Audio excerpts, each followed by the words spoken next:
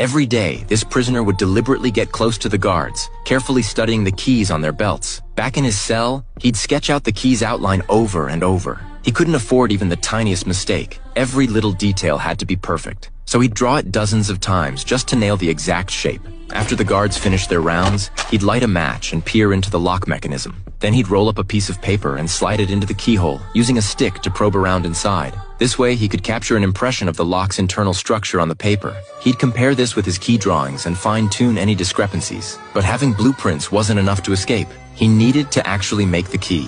Nick had already figured out where to get his materials. Through his woodworking job in the prison, he managed to sneak out a few wooden strips. Late at night, Nick would get to work crafting his key. He'd carve the wood into a concave shape with a knife, then sand every surface smooth.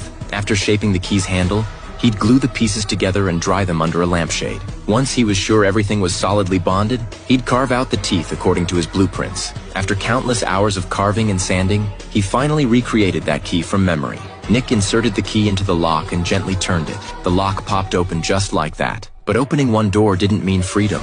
There was a second door, and its lock could only be opened from the outside. This kind of challenge didn't faze Nick, though.